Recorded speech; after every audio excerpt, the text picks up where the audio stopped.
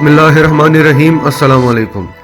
The economist magazine जो India की तारीफें करता थकता नहीं था, आज उन्होंने इंडिया के बारे में क्या लिखा, यानी वो इंडिया जो पाकिस्तान के खिलाफ 70 साल से एक लॉबी चला रहा है, जो प्रोपेगेंडा करता रहा और पाकिस्तान को दहशतगर्द मुल्क करार देने में कामयाब हो गया था, और इस काम पर वो बिलियंस ऑफ डॉलर्स की सरमायाकारी करता था। एक इमरान खान आया, 1.5 साल हुआ है उसे हुकूमत करते हुए, एक तकरीर की उसने यूनाइटेड नेशंस में, और आज सारी दुनिया पाकिस्तान को पुरअमन मुल्क कह रही है और अपने मुल्क के बाशिंदों को भारत जाने से मना कर रही है। डिटेल्स में जाने से पहले अगर अभी तक आपने हमारा चैनल सच टीवी उर्दू सब्सक्राइब नहीं किया तो इसे अभी सब्सक्राइब करें और बेल आइकन पर क्लिक करें ताकि हमारी आने वाली तमाम वीडियोस आपको वक्त पर मिलती रहें।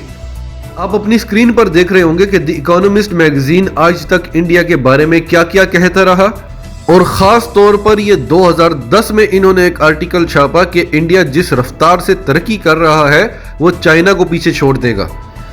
आज ठीक 10 साल बाद 2020 में वही मैगजीन द इकोनॉमिस्ट इंडिया के बारे में क्या लिख रहा है कि इंडिया नाकाबिले बर्दाश्त हो गया है, यानी इनटॉलरेंट इंडिया।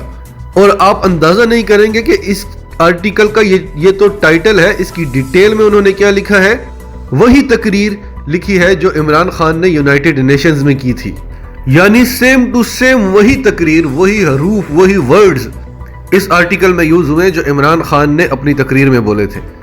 उनके मुताबिक इंडिया में अब इतनी इंटॉलरेंस हो चुकी है जो अब वापस नहीं हो सकती, और वहां का मुसलमान बगावत पर उतर आया है, और अब भी वो बगावत पर ना उतरे, यानी इन सब हालात के बावजूद अगर कोई कौम रिएक्ट नहीं करती, रिटेलिएट नहीं करती, तो फिर उस कौम के साथ ऐसा ही होना चाहिए।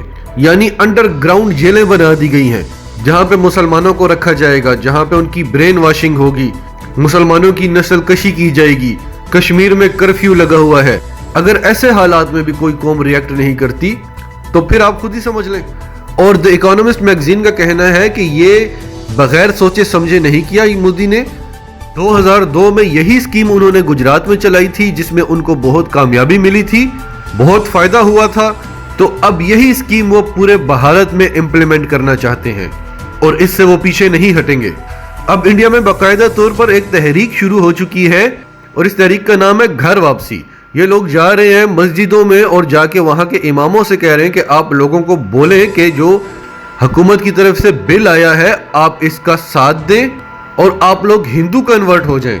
आपसे किसी किस्म के कोई डॉक्यूमेंट्स नहीं मांगे जाएंगे, बल्कि अगर आप पढ़े लिखे हैं तो आपको बड़े बड़े ओहदों पर लगाया जाएगा, आपको बहुत सारी फैसिलिटीज मिलेंगी। और ये ऐसे काम करते रहते हैं, भारत में ये कोई नई चीज नहीं है। मुसलमानों को पैसे दिए जाते हैं मुसलमानों की जासूसी करने के, और कश्मीर में तो यही सब होता रहा है। और इनकी कोशिश है कि सबसे पहले बड़े बड़े उलमा को पकड़े, उनको हिंदू बनाएं और फिर उनसे फतवे दिलवाएं कि अगर आपने भारत में रहना है तो आप पर हिंदू होना लाजिम है।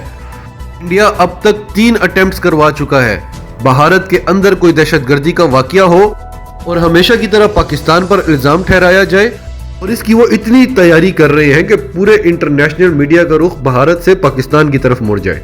लेकिन अब वो हालात नहीं रहे। इमरान खान ने दुनिया को बता दिया है, हमें इंटेलिजेंस रिपोर्टें मिलती जा रही हैं, भारत ये करने वाला है, तो अब पूरी दुनिया भारत की चीखों पुकार पर यकीन नहीं करेगी।